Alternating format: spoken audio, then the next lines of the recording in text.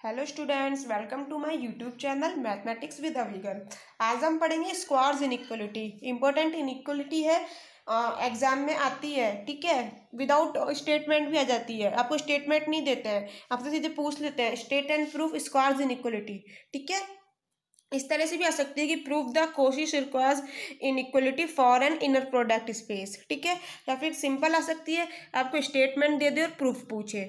तो देखिए, important theorem है राजस्थान यूनिवर्सिटी में। तो ये एग्जाम में 2008 में और 2013 में एग्जाम में आई भी है। ठीक है, और अजमेर यानी कि एमडीएस यूनिवर्सिटी जो अजमेर में है वहाँ 2008 में।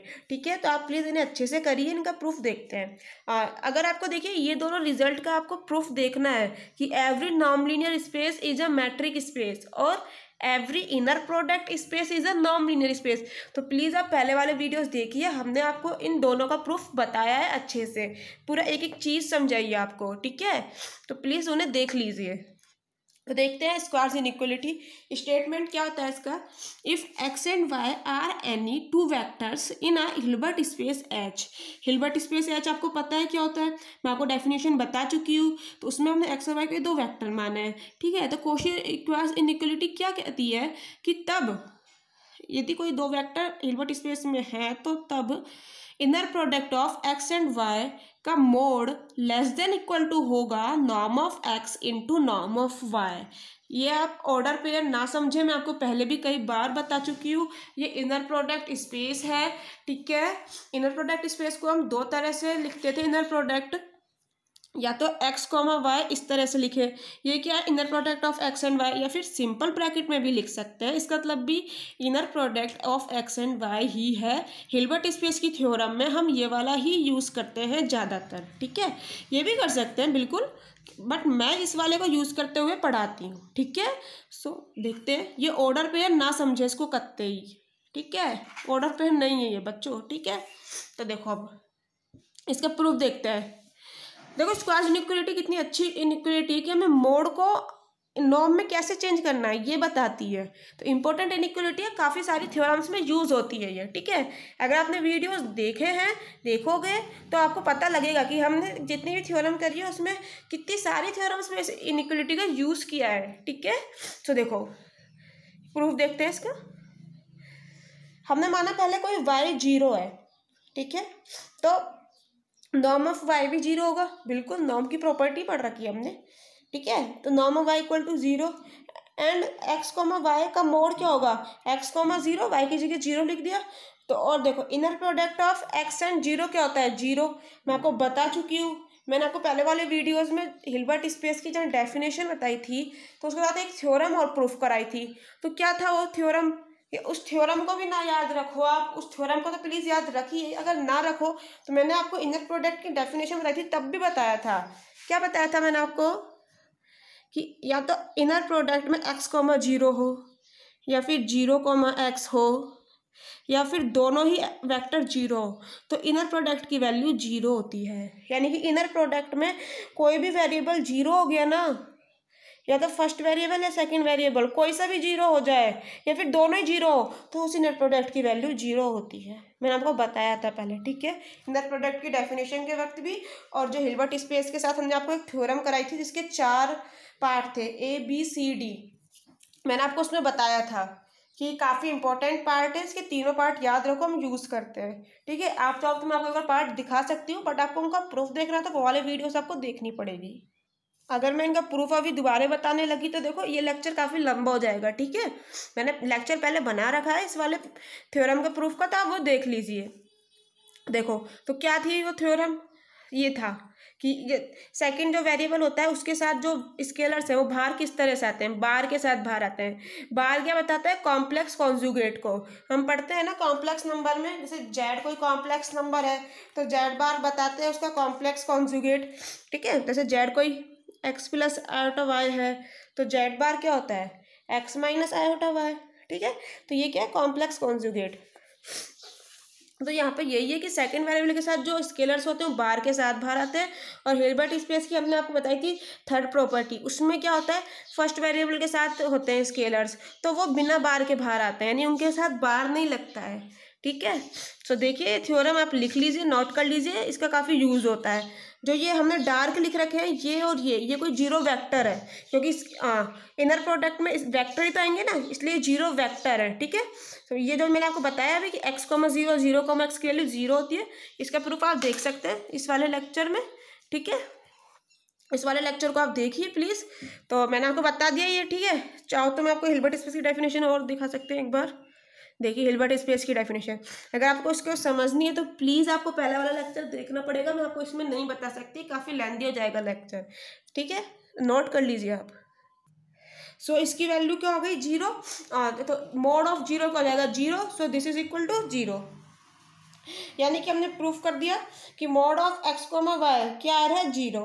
ठीक है, और हमें ये किसकी वैल्यू 0 आ गई, y हम 0 लेके चल रहे हैं, तो नॉर्म ऑफ y 0, 0 को नॉर्म ऑफ x से मल्टीप्लाई करोगे तो 0, तो दोनों तरफ 0 आ गया, तो लेस देन वाली और इक्वल टू वाली प्रॉपर्टी में से मैंने आपको बताया था पहले कि लेस देन इक्वल टू दोनों लिखा होता है, इसका मतलब होता है या तो लेस देन वाली प्रॉपर्टी सेटिस्फाई हो या फिर इक्वल टू वाली, जरूरी नहीं है इन ये दोनों ही हो। तो हमने इक्वल वाली कर दी, यहाँ भी 0 यहाँ भी 0, सो प्रूफ हो गया वाई जब 0 लेते हैं। ठीक है, अब देखते हैं कि जब वाई 0 नहीं होगा, therefore the result is obvious. Result को हमने प्रूफ कर दिया, या प्रूफ करके दिखाया नहीं है, नॉर्मल सा दिख ही रहा है, छोटी छोटी चीज़ें होती हैं कि ये भी 0 है ये भी 0, इसीलिए बोलते हैं रिजल्ट इज ऑब्वियस। अब हमने माना सो कि y 0 नहीं है, तो इसका मतलब नॉर्म ऑफ y भी 0 नहीं होगा। ठीक है, कोई स्केलर माना है बीटा। ठीक है, तो अब देखते हैं, हमने निकाला कि norm of x plus beta y comma x plus beta y का inner product greater than equal to 0 होगा। बिल्कुल होगा, हिल्बर्ट स्पेस की फर्स्ट प्रॉपर्टी यही पढ़ी थी हमने। ठीक है, बाय H1 यानी कि हिल्बर्ट स्पेस की फर्स्ट प्रॉपर्टी, तो this is greater than equal to 0।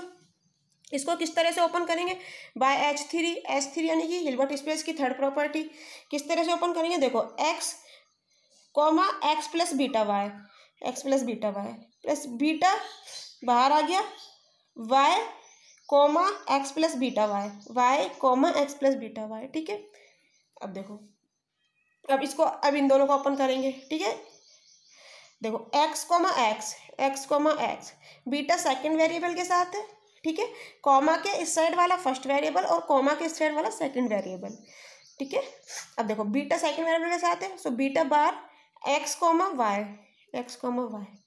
Plus plus beta y comma x, यहाँ से बीटा बाहर आएगा सेकंड वेरिएबल के साथ है, so plus plus beta bar y comma y greater than equal to 0। ये हम किस तरह से लिख रहे हैं, ये हमने जब आपको थ्योरम बताई थी ना उसका पार्ट ए, उस फॉर्मूले से लिख रहे हैं। ठीक है, देखो मैंने आपको एक एक चीज़ बताई है, कहीं कोई मिस्टेक ना हो जाए, प्लस की जगह प्लस आना चाहिए, माइनस की जगह माइनस जो होता है, इसमें माइनस नहीं है, सब प्लस ही चल रहा है। ठीक है, समझ आ गया होगा, मैंने आपको बहुत अच्छे से बताया है। अब देखो एक्स को हम क्या लिख सकते हैं, नॉर्म ऑफ एक्स स्क्वायर, क्यों हम जानते हैं नॉर्म किस तरह से डिफाइन करी थी, नॉर्म और इनर प्रोडक्ट में हम क्या रिलेशन जानते हैं, याद रखिए यदि किसी को नहीं पता है, बट हम पहला लेक्चर में बता चुके हैं, आपको दोबारा बता देते हैं। ये relation norm of x square equal to होता है inner product of x and x. ठीक है, याद रखिए। तो ये क्या inner product of x and x, तो इसको क्या लिख देंगे नॉर्म ऑफ एक्स स्क्वायर। ठीक है, देखो वाई एक्स है, इसको हम क्या लिख सकते हैं, एक्स कॉमा वाई का बार, इनर प्रोडक्ट की जब हम डेफिनेशन पढ़ते हैं तो हम उसमें पढ़ते हैं क्या, सिमेट्री प्रॉपर्टी, कि एक्स कॉमा वाई का बार इक्वल टू होता है वाई कॉमा एक्स। ठीक है, तो इसको लिख देंगे हम एक्स कॉमा वाई का बार। ठीक है, बीटा बार क्या हो जाएगा, मॉड ऑफ बीटा स्क्वायर, क्यों जेड जब कोई कॉम्प्लेक्स नंबर होता है तो हम जेड जैसे equal to X plus iota Y, Z bar आ जाता है एक्स माइनस आयोटा वाई। ठीक है, तो जेड इंटू जेड बार क्या होता है, मॉड ऑफ जेड स्क्वायर, जानते हैं हम ये कॉम्प्लेक्स नंबर की प्रॉपर्टी। ठीक है, ओके, ये गलती से पेन चल गया। ठीक है, सो इसकी जगह हम लिख देंगे मॉड ऑफ बीटा स्क्वायर, और ये क्या हो जाएगा नॉर्म ऑफ वाई स्क्वायर। ठीक है, तो देखो यही लिखा है, देखिए norm of x square plus beta bar x comma y plus x comma y का bar plus mod of beta square norm of y square, जो मैंने अभी आपको बताया ये ग्रेटर देन इक्वल टू 0 चल रहा था। देखो ठीक है, देखो ये हो गया हमारी फर्स्ट इक्वेशन। अब हमने माना बीटा की value minus x comma y upon norm of y square है, ठीक है। जब हमने बीटा की वैल्यू मानी है तो इसे हम पुट कर देते हैं फर्स्ट इक्वेशन में, तो हमें क्या मिलेगा, norm of x square minus क्यों देखो बीटा की वैल्यू क्या है, x comma y upon norm of y square, ठीक है। तो बीटा बार क्या हो जाएगा, माइनस तो आएगा ही, एक्स कॉमा वाई का बार और ये नॉर्म ऑफ वाई स्क्वायर का बार तो लेंगे नहीं, बार किसका लेते हैं, कॉम्प्लेक्स नंबर का। और नॉर्म हमने कैसे डिफाइन करी थी, जब हमने नॉर्म की डेफिनेशन आपको बताई थी तो किस तरह से डिफाइन करी थी, देखो हमने इस तरह से डिफाइन की थी, जैसे एन कोई लीनियर स्पेस होता था, ठीक है, एन कोई लीनियर स्पेस है, तो हमने नॉर्म किस तरह से डिफाइन करी थी, ये कोई नॉर्म है, ठीक है, हमने किस तरह से डिफाइन करी थी, एन से आर में, ठीक है, यानी कि इसमें कोई भी एलिमेंट है, एक्स है, हम फंक्शन का डिफाइन है हमारा नॉर्म है फंक्शन, तो नॉर्म ऑफ एक्स क्या होगा, कोई भी रियल नंबर, समझते हैं ना। जैसे एफ कोई हम ए से बी में डिफाइन करा तो एफ एक्स क्या होगा, कोई वाई, तो ये वाई क्या होता है, यहाँ बिलोंग करता है, और एक्स क्या होता है, ए में बिलोंग करता है, ठीक है। तो नॉर्म ऑफ एक्स क्या होगा, कोई आर का मेंबर होगा, कोई रियल नंबर होगा। तो हमेशा याद रखो, कभी कंफ्यूज मत होना, नॉर्म हमेशा रियल नंबर आती है, कोई ना कोई वैल्यू, कोई ना कोई कांस्टेंट होता है रियल नंबर, कभी भी कॉम्प्लेक्स नहीं होता है। और देखो जो ये बार लेते हैं कॉम्प्लेक्स कॉन्जुगेट, वो हम कॉम्प्लेक्स नंबर का लेते हैं, तो मोड हम नॉर्म अभी बताया आपको रियल नंबर होता है, तो इसका बार नहीं आएगा, सो नॉर्म ऑफ वाई स्क्वायर, और एक्स को वाई चल ही रहा है, एक्स को वाई, ठीक है।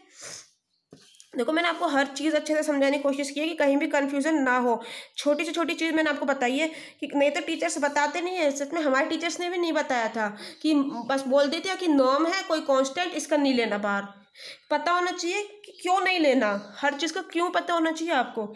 मैंने आपको बताया क्यों नहीं लेना, क्योंकि नॉर्म हम किस तरह से डिफाइन करते हैं, एन से आर में, आर रियल नंबर है, तो इसलिए रियल नंबर का कॉम्प्लेक्स कॉन्जुगेट नहीं लेते हैं, ठीक है।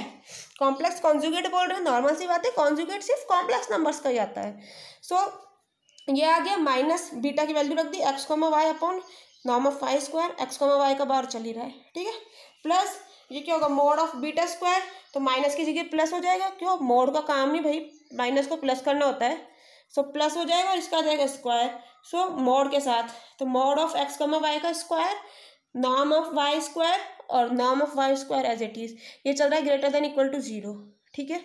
अब देखो नॉर्म का कभी भी बार नहीं आता, क्योंकि नॉर्म हमेशा कोई ना कोई पॉजिटिव नंबर ही होता है, ठीक है, याद रखो, नॉर्म हमेशा कोई ना कोई पॉजिटिव नंबर होता है, तो उसका बार नहीं, सॉरी उसका वो नहीं लेते हैं, मोड नहीं लेते हैं, ठीक है। तो इसीलिए हमने यहाँ नॉर्म का मोड नहीं लिया है, तो कोई ना कोई ये पॉजिटिव नंबर होता है। So norm of x square minus, देखो मैंने आपको बताया अभी कि जेड और जेड बार क्या होता है, z into z bar equal to होता है mod of z square, so इसको हम क्या लिख सकते हैं, mod of x comma y square, ठीक है, ये एज इट इज माइनस, इसको भी इसी तरह से लिख लिया, mod of x comma y का square upon norm of y square, plus इसको भी नॉर्म ऑफ सॉरी नॉर्म नहीं, mod of x comma y का स्क्वायर अपॉन, देखो ये नॉर्म ऑफ वाई की पावर 4 है, ये नॉर्म ऑफ वाई स्क्वायर है, ठीक है।